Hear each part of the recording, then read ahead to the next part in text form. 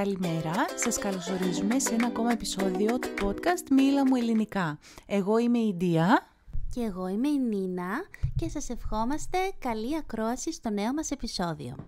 Ξεκινάει μια καινούρια εβδομάδα, έχει πάρα πολύ ωραίες μέρες αυτό τον καιρό, έχει βγει ο ήλιος, έχει ανέβει η διάθεση, οι θερμοκρασίες είναι πολύ καλύτερες πλέον και νομίζω είμαστε έτοιμοι και έτοιμες να υποδεχθούμε σιγά σιγά την Άνοιξη. Βεβαίως, αφού κάναμε και ένα story τις προάλλες που είχαμε πάει μια πολύ ωραία βόλτα εδώ στη γειτονιά μας στην Καλαμαριά και ήδη και οι αμυγδαλιές είχαν ανθίσει και το τοπίο γύρω ήταν γεμάτο πράσινο και λουλούδια και πεταλούδες που πετούσαν, ξέρεις, όλο αυτό το ωραίο, το ρομαντικό σκηνικό, το οποίο φυσικά μας αρέσει πάρα πολύ, όπως είχαμε συζητήσει και πέρυσι τέτοια εποχή και το θυμήθηκα αυτό, τη συζήτησή μας την περσινή, όταν ήταν να αλλάξει και η ώρα το Μάρτιο, νομίζω ότι συζητούσαμε πώς μεγαλώνει η μέρα, πώς μας αρέσει αυτό και αυτό το παρατήρησα σήμερα το πρωί επίσης, γιατί είναι πολύ πιο φωτεινά, πιο νωρίς πλέον.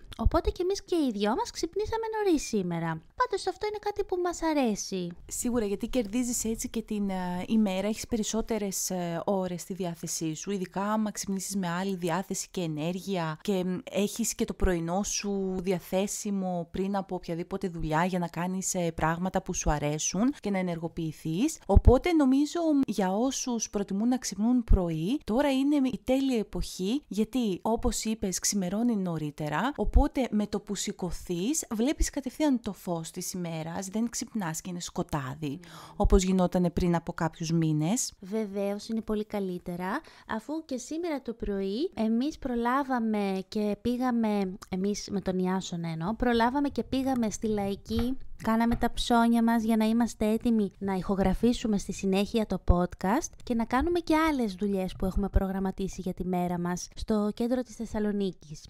Λοιπόν, επίσης, ένα πολύ ωραίο νέο που έχουμε για σας είναι ότι πλέον μπορείτε να μας βρείτε και να μας ακούσετε και στο YouTube, στο νέο μας κανάλι, το Μίλα μου ελληνικά, όπου μπορείτε να κάνετε subscribe και να ακούτε τα επεισόδια και στο YouTube αν το προτιμάτε. Εννοείται ότι αν κάνετε subscribe και πατήσετε like ή κάποιο σχόλιο, μας βοηθάτε και μας πάρα πολύ, οπότε θα χαρούμε να δούμε τα σχόλιά σας κάτω από τα βιντεάκια που έχουν ανέβει. Επίσης, μην ξεχνάτε, αν σας αρέσει το Μίλα μου ελληνικά, να μας ακολουθήσετε και στο Instagram, όπου ανεβάζουμε ενημερώσεις για νέα επεισόδια, λίστες λεξιλογίου και διάφορα άλλα ωραία πράγματα. Πάρα πολύ όμορφα πράγματα, ωραία νέα, ελπίζουμε να αρέσουν και σε εσάς, γιατί εμείς είμαστε πολύ ενθουσιασμένες και για αυτό το νέο ξεκίνημα στο YouTube. Και αφού σας ενημερώσαμε για τις τελευταίες εξελίξεις του Μίλα μου ελληνικά, να έρθουμε τώρα και σε πιο σοβαρά ζητήματα που απασχολούν την επικαιρότητα στην Ελλάδα τις τελευταίες εβδομάδες, καθώς τις περασμένες μέρες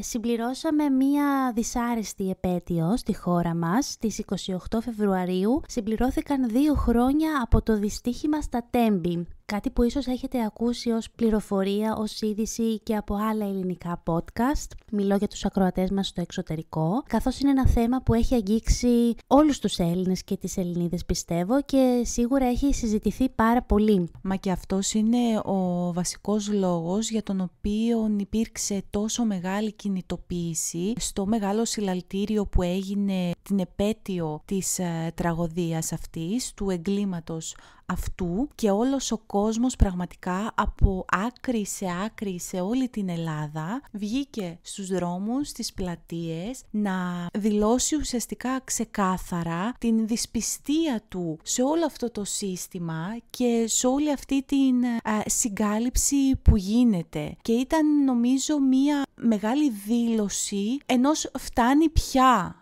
Δηλαδή και μη μας κοροϊδεύετε άλλο και σεβαστείτε τις ψυχές που χάθηκαν και τις οικογένειες αυτών που έμειναν πίσω και έχουν να διαχειριστούν αυτό το πράγμα που είναι ακραίο, και ουσιαστικά να δηλώσεις ότι δεν νιώθεις ασφαλής στην ίδια σου τη χώρα. Δηλαδή το να φοβάσαι να πάρεις τα μέσα μεταφοράς, να έχει τόσο μεγάλο πρόβλημα το σύστημα μεταφορών στη χώρα, νομίζω είναι πάρα πολύ σοβαρό θέμα. Πολύ σωστά. Γι' αυτό το λόγο και εμείς οι ίδιες θέλαμε να μοιραστούμε μαζί σας την πρόσφατη εμπειρία που είχαμε σε αυτή τη συγκέντρωση. Την τελευταία φορά που έγινε η μεγαλύτερη συγκέντρωση για τη διαμαρτυρία αυτή στις 28 Φεβρουαρίου, θελήσαμε κι εμείς με την Τία να κατέβουμε από την Καλαμαριά, την περιοχή που βρισκόμαστε, στο κέντρο, για να συμμετέχουμε και εμείς στη συγκέντρωση όλων των πολιτών. Και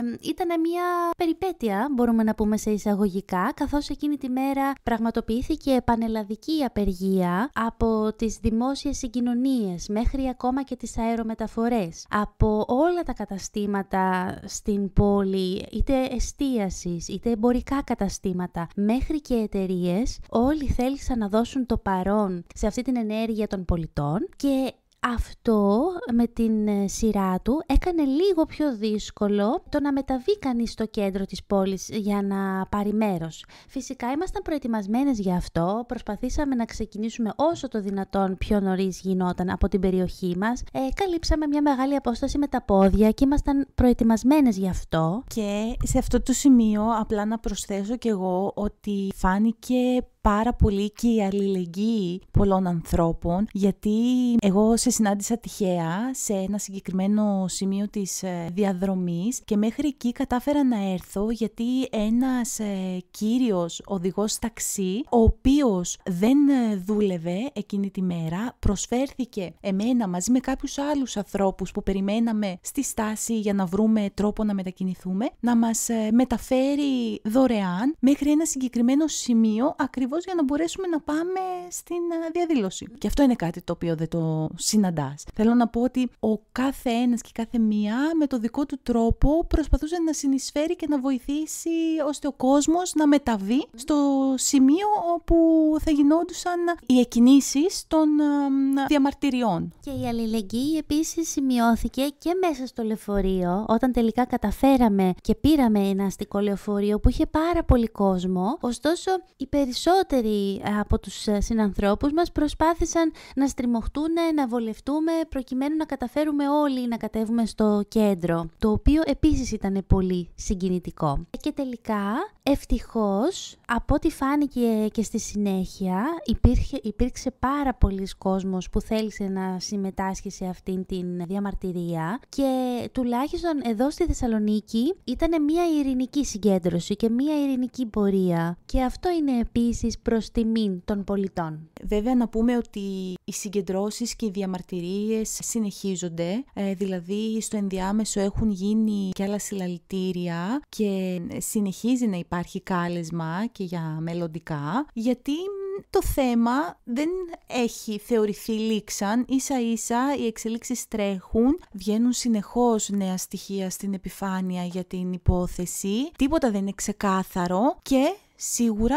πρέπει να υπάρξει δικαιοσύνη και να τιμωρηθούν οι υπέτειοι. Οπότε μέχρι να γίνει αυτό τίποτα δεν έχει τελειώσει και δεν μπορούμε να πούμε ότι επειδή έγινε π.χ. ένα μεγάλο συλλαλητήριο την επέτειο του εγκλήματος τώρα συνεχίζουμε κανονικά τις ζωές μας και όλο αυτό έχει περάσει. Ίσα ίσα ανυπομονούμε να δούμε την αλήθεια να έρχεται στο φως και να δικαιωθούν τα θύματα και ουσιαστικά να ανακουφιστούν όσο μπορούν από αυτό οι συγγενείς και οι αγαπημένοι των θυμάτων. Και ένα ακόμη σχόλιο, πάλι θα αναφερθώ προς τους ακροατές μας στο εξωτερικό, οι οποίοι αν τυχόν έχουν σχέση, κάποια συγγένεια και με ελληνικές οικογένειες, ίσως άκουσαν και οι ίδιοι ενέργειες, συγκεντρώσεις και πορείες που έγιναν και σε πάρα πολλά σημεία του εξωτερικού, το οποίο ήταν και αυτό πολύ συγκινητικό. Οπότε σίγουρα δεν έχει ξεχαστεί η ιστορία σε καμία περίπτωση και αν χρειαστεί και άλλες φορές πιστεύω πως θα είμαστε κι εμείς εκεί να δώσουμε το παρόν, γιατί είναι ένα θέμα που σε κάνει να νιώθεις ότι σε πνίγει το άδικο, πιστεύω. Βασικά είναι ένα θέμα ηθικό κατά βάση και αξιακό. Οπότε νομίζω από εκεί προκύπτει η ανάγκη του καθένα και της καθεμίας να συμμετάσχει και να δηλώσει την εναντίωση σε όλο αυτό. Αυτές ήταν οι τελευταίες εξελίξεις στην Ελλάδα. και η δική μας εμπειρία σε αυτές. Προχωρώντας ίσως σε κάποιο άλλο θέμα λίγο πιο εύθυμο, να το πω, για τη συζήτησή μας τη σημερινή, σκεφτήκαμε με την Τία να θίξουμε το θέμα των κατοικίδιων ζώων, αλλά και των αδέσποτων που μπορεί να υπάρχουν στην Ελλάδα. Όχι μπορεί, σίγουρα υπάρχουν στην Ελλάδα. Δεν ξέρω, εσύ πώς σκέφτηκες να γίνει η πρώτη αναφορά σε αυτό το θέμα? Ίσως να θυμηθείς κάποιο δικό σου κατοικίδιο που είχες παλιότερα? Πριν πάμε σε αυτό, το πρώτο πράγμα που μου ήρθε στο μυαλό όταν είπαμε να συζητήσουμε για κατοικίδια και για αδέσποτα, είναι μία εμπειρία που είχα με μία γυναίκα από τη Νότια Κορέα. Αυτό μου ήρθε πρώτο. Στην οποία έκανα συνέντευξη για δουλειά. Και η τύπισσα είχε αρχίσει να με ρωτάει κατά τη διάρκεια της συνέντευξης, που ήταν επαγγελματικής φύσεως, για το αν έχουμε αδέσποτα στους δρόμους της Ελλάδας. Και συγκεκριμένα, μπράβο, αδέσποτες γάτες. Και είχα μείνει λίγο κόκαλο, να πω την αλήθεια, γιατί δεν το είδα να έρχεται. Και μου έλεγε ότι στην χώρα της δεν συναντάς αδέσποτα, ούτε σκυλιά, ούτε γάτες. Και της έκανε πάρα πολύ εντύπωση που σε μας υπάρχουν. Και από την άλλη έκανε και σε μένα πάρα πολύ εντύπωση, πρώτον το ότι το ανέφερε σε μια επαγγελματική συνέντευξη που δεν τέριαζε. Δεν είναι δηλαδή ότι η δουλειά αφορούσε ένα καταφύγιο ζώων ή δεν ξέρω κάτι που να έχει να κάνει με ζωάκια και τα λοιπά. Ήταν κάτι άσχετο. Οπότε πρώτον γι' αυτό, και δεύτερον ότι και εγώ δεν την ήξερα αυτή την πληροφορία. Και μετά έμαθα ότι σε πολλές χώρες δεν συναντάς αδέσποτα ζώα. Είναι δικό μας προνόμιο αυτό, σε πολλά εισαγωγικά, ηρωνικά εισαγωγικά φυσικά. Επίσης, αν δεν κάνω λάθος, αυτή η κυρία πρέπει να μου είχες πει ότι είχε και γάτες να περπατάνε γύρω-γύρω στο σπίτι της, θυμάσαι? Είχε γάτες μέσα στο σπίτι, ναι, οπότε ίσως από αυτό προέκυψε η ερώτηση, από την αγάπη της για τα ζώα. Αλλά θυμάμαι ότι ενώ ήταν σε χώρο σπιτιού, έμενε σε μια σκηνή. Δηλαδή, έβλεπες τη σκηνή από πίσω. Και γενικά ήταν λίγο πολύ περίεργη όλη η συνθήκη. Εντάξει, και εγώ ας μην το αναλύσω περισσότερο, γιατί δεν ξέρουμε τώρα τι παίζει, αλλά ήταν κάτι που δεν το συναντάς εύκολα, οπότε σου κάνει εντύπωση. Εντάξει, ήταν ένα παρατράγουδο, μπορούμε να πούμε, στο πλαίσιο μια συνέντευξης για μια συνεργασία.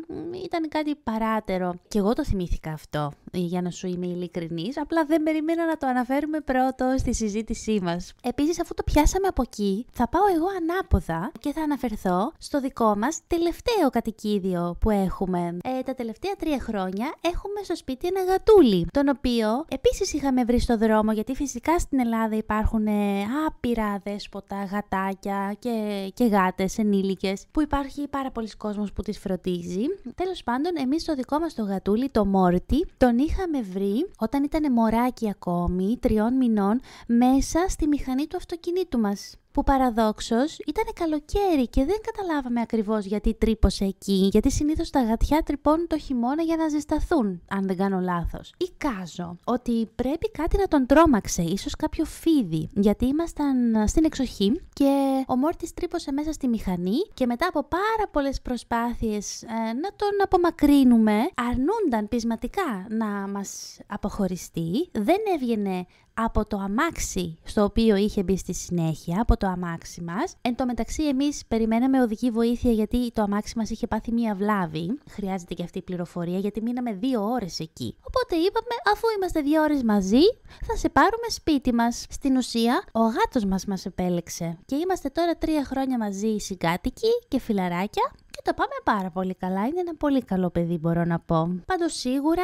η Ελλάδα είναι μια χώρα που μάλλον υποφέρει από το θέμα των αδέσποτων ζώων. Υπάρχουν πάρα πολλά αδέσποτα σκυλιά και γάτες στους δρόμους, που ίσως σε κάποιους ανθρώπους από άλλες χώρες αυτό να φαίνεται πολύ ξένο και να προκαλεί εντύπωση. Υπάρχουν φυσικά πολλές φιλοζωικές οργανώσεις που προσπαθούν να φροντίσουν αυτά τα ζώα, να τα εμβολιάσουν, να τα στηρώσουν, δώσουν και να τα ταΐζουν φυσικά, ή και ιδιώτες, πολίτες δηλαδή, που από μόνοι τους αυτόνομα έχουν αναλάβει το τάισμα των αδέσποτων ζώων της γειτονιάς τους. Εγώ καθημερινά στη βόλτα που κάνω με το μωρό, με το καρότσι, βλέπω συγκεκριμένες κυρίες και κύριους που κουβαλούν τις τσάντες τους μαζί και έχουν μέσα ζωοτροφή και πάνε στα συγκεκριμένα μέρη που φυσικά και τα ζώα τους ξέρουν και τους αναγνωρίζουν και αμέσως τους ακολουθούν για να επωφεληθούν από το ημερήσιο κέρασμα. Πάντως είναι πολύ ενδιαφέρον και αυτό το θέμα, γιατί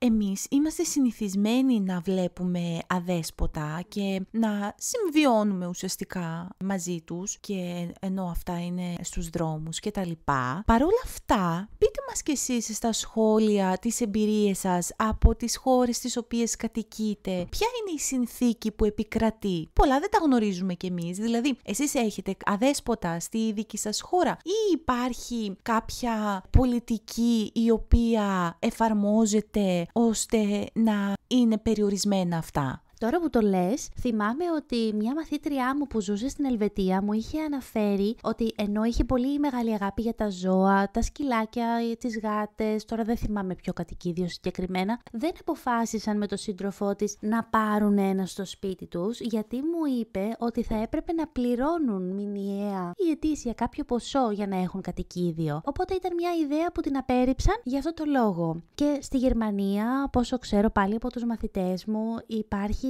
πιο αυστηρό πλαίσιο όσον αφορά την παρακολούθηση και την καταχώρηση κάθε ιδιοκτήτη κατοικιδίου με το κατοικίδιό του μέσω του τσιπ, το οποίο θεωρητικά υπάρχει και στην Ελλάδα, αλλά δεν ξέρω άμα το τηρούμε τόσο πιστά. Αν κάποιος ξέρει, ας με διορθώσει. Θα ήθελα να μάθω τι πραγματικά ισχύει και για τη Γερμανία ή και στην Ελλάδα, αν στους ιδιοκτήτες μας εδώ επιβάλλεται να έχουν τσιπ στα κατοικίδια τους. Γιατί εμείς που έχουμε ένα γάτο, επειδή δεν τον έχουμε βγάλει από το σπίτι για να ταξιδέψει κάπου, για να πω την αλήθεια, δεν μας έχει ζητηθεί ούτε έχει χρειαστεί. Το ζώο είναι σταθερά μέσα στο σπίτι και το μπαλκόνι μας, γιατί ο ίδιος του φοβάται πλέον πολύ να βγει από αυτό και να δει άλλους ανθρώπους. Άλλο πρόβλημα και αυτό, αλλά τέλος πάντων. Είναι αυτό που λες, ότι τέτοιου είδους πρακτικές και πολιτικές ουσιαστικά ενισχύουν την υπευθυνότητα του κάθε ιδιοκτήτη ζώου, προκειμένου να μην συναντούμε περιστατικά βίας και κακοποίησης ή αμέλειας των ζωντανών. Γιατί πολλοί τα παίρνουν πάρα πολύ ελαφρά την καρδία, απλά γιατί θέλουν να έχουν ένα ζωάκι, χωρίς να σκέφτονται σοβαρά τι ευθύνες φέρει αυτή η κίνηση. Οπότε είναι καλό με κάποιον τρόπο να ελέγχεται αυτό και να περιορίζεται. Πάντως και εμείς είχαμε ένα σκυλάκι, όταν ήμουν και εγώ λίγο πιο νέα. Καλά, σκυλάκι. Ένα γερμανικό πειμενικό ήτανε, σκύλαρος, ο Ρεξ. Πολύ εφάνταστο το όνομα, ναι. Κανείς δεν το περίμενε ότι το λυκόσκυλο θα ονομαστεί Ρεξ. Όπως και εσείς μπορεί να θυμάστε, υπήρχε εκείνη η παλιά σειρά με τον αστυνομικό και το λυκόσκυλο το Ρεξ, και εκείνη την περίοδο πραγματικά όποιος έπαιρνε σκύλο, λυκόσκυλο, τον έβγαζε Ρεξ. Ναι.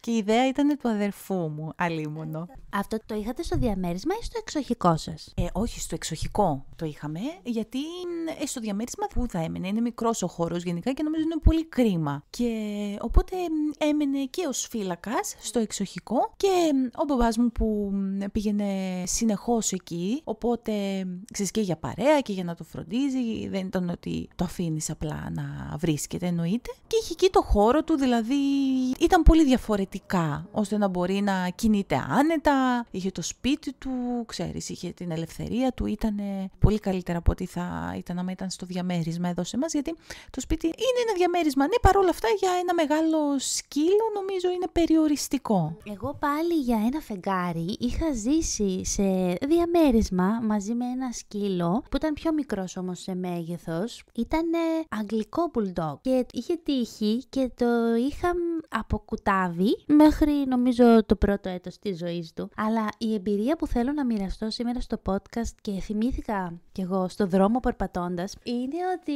τώρα που γυρνούσα το πρωί από τη Λαϊκή με το καρότσι, με το μωρό, θα σας πω τώρα για τη ζωή μου. Πολλές φορές στο δρόμο διασταυρωνόμαστε με ανθρώπους που έχουν τα σκυλάκια τους στη βόλτα. Και πολλές φορές, επειδή εγώ είμαι με το καρότσι, το οποίο είναι ένα ογκώδες αντικείμενο πάνω στις ρόδες, δεν ξέρω, μπορεί για κάποιο σκύλο να είναι λίγο απειλητικό ως αντικείμενο ή ενοχλητικό από το θόρυβο. Σε κάθε περίπτωση, όποτε διασταυρώνομαι με κάποιο σκυλάκι, κόβω λίγο ταχύτητα και πάω και λίγο στο πλάι. Όχι γιατί φοβάμαι τα σκυλιά, για να μην ενοχλήσω τα ίδια. Και σήμερα, πριν ανέβω στο σπίτι, διασταυρωθήκαμε με ένα pitbull. Και έτσι θυμήθηκα την ιστορία με το αγγλικό bulldog, το οποίο το καημένο, όποτε το έβγαζα βόλτα, επειδή είχε αυτή τη φατσούλα, τη λίγο πιο αγριευτική, όταν διασταυρωνόμουν με γονείς και παιδάκια, τα παίρνανε πάντα πολύ πιο μακριά από μας. Και νομίζω πως δεν το κάνανε για να μην τρομάξουν το σκύλο. Φοβόντουσαν μην κάνει κάτι ο σκύλος, ο οποίος ήταν πάρα πολύ αγαθός. Και μια φορά δεν άντεξα και είχα μάλλον και τα νεύρα μου εκείνη τη μέρα και μίλησα άσχημα σε μια κυρία και της είπα: ναι, πάρτε το μακριά το παιδί σας γιατί θα το φάει. Ήμουνα λίγο πιο νέα και πιο ένθερμη, μπορώ να πω.